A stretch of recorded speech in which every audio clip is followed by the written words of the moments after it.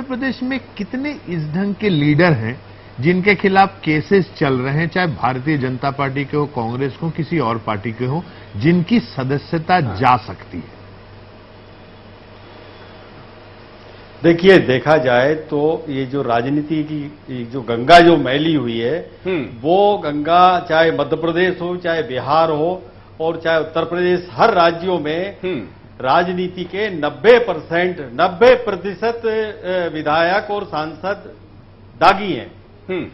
लेकिन कोर्ट के फैसले की जो जहां तक बात है, आज लालू जो है 17 साल सत्ता का लाभ लिया, रशीद मसूद ने 20 साल सत्ता का लाभ लिया। लालू जयप्रकाश आंदोलन से निकले थे और भ्रष्टाचार के खिलाफ गफूर की सरकार, एक भ्रष्ट सरकार 1975 में थी, जिसके खिलाफ जयप्रकाश जी ने बिहार आंदोलन किया। और राजनीति की मैली गंगा को शुद्ध करने के लिए लालू आए थे और लालू उसमें कीचड़ में नहा गए, लालू काले पड़ गए। लेकिन 17 साल उन्होंने सत्ता का सुख भोगा।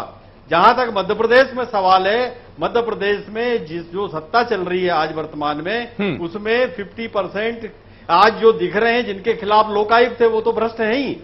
अब सवाल ये है कि जिनके खिलाफ लोकायुक्त नहीं है या जो पकड़ में नहीं आए वो ईमानदार है, ऐसा नहीं है। 90% लोग, चाहे वो कांग्रेस के हों, चाहे वो भाजपा के हों, चाहे वो बसपा के हों, चाहे वो समाजवादी हों, सारे लोग दागी हैं। और अगर ये, लेकिन इसके सवाल ये कि इसकी गंगोत्री शुद्ध होना चाहिए। अभी गंगोत्री से जो काला पानी निकल रहा है, जो मैला पानी निकल रहा है, वो पानी सारे राजनीति को मैली कर रहा है। केवल एक निर्णय लालू के आने से या रशीद मसूद के आने से आज मैं सुन रहा हूं कि किस तरह से शैतान बाइबल पढ़ रहे हैं, किस तरह से हर पार्टी अपने आप को बता रही है। जहां तक राहुल गांधी का प्रश्न है, अगर राहुल गांधी ने जो बयान दिया है, वो केवल राष्ट्रपति ने हस्ताक्षर करने से इंकार किया, इसलिए बयान दिया। अन्यथा केंद्र सरकार ने इतना अच्छा मौका छोड़ दिया कि जो अध्यादेश उन्होंने निकालना पड़ा, वो लालू और मसूद को बचाने के लिए निकाला था। और वो जो उन्होंने सुप्रीम कोर्ट नहीं माना। अब मुश्किल ये है कि जो शुद्धिकरण है वो केवल अब न्यायपालिका ही करेगी। ये शुद्धिकरण का मामला सबसे पहले मीडिया ने उठाया। मीडिया अगर नहीं आती तो लालू फंसते क्या?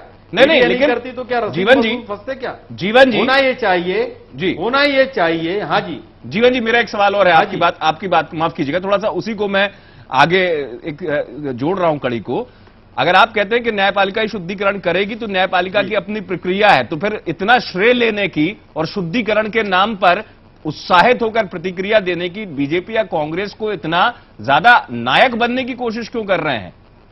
अगर इतनी गंभीरता है तो न्यायपालिका का इंतजार ना करें ना। क्या है वो तो अगर उनको लगता है लालू के मामले में फैसला आने के बाद, लालू के मामले में फैसला आने के बाद तमाम दलों ने प्रतिक्रिया की कि ये राजनीति का शुद्धिकरण है, ये राजनीति का शुद्धिकरण है, जुबानी शुद्धिकरण और अंतःकरण। कोई नहीं, कांग्रेस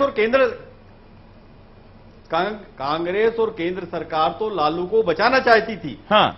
वो तो भला हो राहुल का कि वो, और ये राहुल ने भी अपने मन से नहीं कहा। ये राष्ट्रपति ने जब इनकार कर दिया दस्तखत करने से, तो इनके पास कोई चारा ही नहीं था। तो ये गिर पड़े तो हर गंगे। सवाल ये है कि होना ये चाहिए कि अगर आपके मंत्री के खिलाफ या आपके विधायक के खिलाफ कोई मामला आया है तो पार्टी को 3 सदस्यीय समिति या न्यायपालिका के किसी न्यायाधीश से जांच करा के करना चाहिए, बजाय कोर्ट के। कोर्ट में तो बाद में जाएगा। अभी अगर इस तरह की जांच हो तो 90% कांग्रेस के और 90% भाजपा के विधायक तो दागी हैं। लेकिन अब वो कोर्ट का इंतजार करते हैं। और अगर सुप्रीम कोर्ट ये 2 साल वाला निर्णय नहीं देती तो ये शुद्धिकरण अभियान चलते ही नहीं। सारे दागी टिकट पा जाते, सारे भ्रष्ट लोग उसी तरह से मंत्री पद पा जाते। ये राजनीतिक दलों को, चाहे वो कांग्रेस हो चाहे भाजपा हो, इनको आगे आके कहना चाहिए कि हम एक भी दागी को टिकट नहीं देंगे। तो दागियों की उसी फैक्टर में मैं आऊंगा, हम उनकी खुद की उसी पॉइंट पर मैं आऊंगा। दागियों की परिभाषा दरअसल सबने अपने अपने सुविधाजनक क्षेत्र से तय कर रखी है। जो सुविधाजनक एरिया है, जहां कंफर्टेबल जोन है, उस हिसाब से दागियों की परिभाषा हर दल तय कर रहा है। प्रज्ञान जी, मैं आपको जरूर यहां पर पूछना चाहूंगा। मैं आऊंगा, मैं आप लोगों के पास आऊंगा।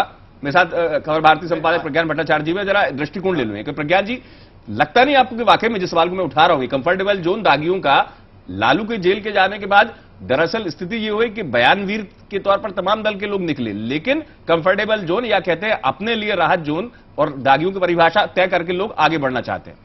अमित, एकदम आप सही कह रहे हैं। और जैसे जीवन साहू ने बताया, आप दोनों की